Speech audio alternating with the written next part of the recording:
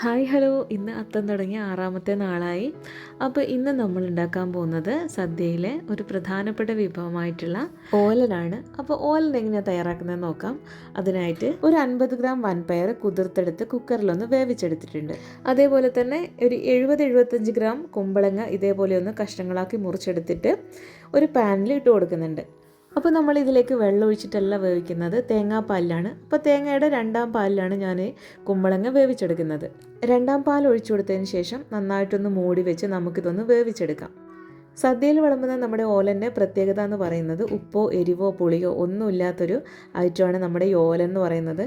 കുമ്പളങ്ങ ഇപ്പോൾ ഒരു പകുതി വേവായിട്ടുണ്ട്. നന്നായിട്ടൊന്ന് ഇളക്കി യോജിപ്പിച്ചതിന് ശേഷം ഇനി നമുക്ക് വൻപയറൊന്ന് ആഡ് ചെയ്ത് കൊടുക്കാം. ഞാനിവിടെ നന്നായിട്ട് വേവിച്ചെടുത്ത വൻപയറാണ് ആഡ് ചെയ്ത് കൊടുക്കുന്നത്. കുമ്പളങ്ങ ഒരു പകുതി വേവ് മാത്രമേ ആയിട്ടുള്ളൂ. ഇനി നമുക്ക് ഒന്നുകൂടി ഒന്ന് യോജിപ്പിച്ച് മൂടി വെച്ച് വേവിക്കാം. മൂടി വെക്കുമ്പോൾ ആവിയിൽ കിടന്ന് തന്നെ നന്നായിട്ട് വെന്ത് കിട്ടിയിട്ടുണ്ട്.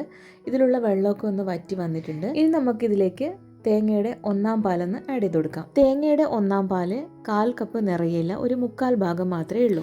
അപ്പോൾ നിങ്ങൾ ഓലൻ ഉണ്ടാക്കുമ്പോൾ കുമ്പളങ്ങൻ്റെയും വൻപയറിൻ്റെയൊക്കെ അളവിനനുസരിച്ച് തേങ്ങാപ്പാലിൻ്റെയും അളവ് കൂട്ടാവുന്നതാണ്. തേങ്ങാപ്പാൽ ആഡ് ചെയ്ത് കൊടുത്തതിന് ശേഷം നന്നായിട്ടൊന്ന് ഇളക്കി യോജിപ്പിക്കാം.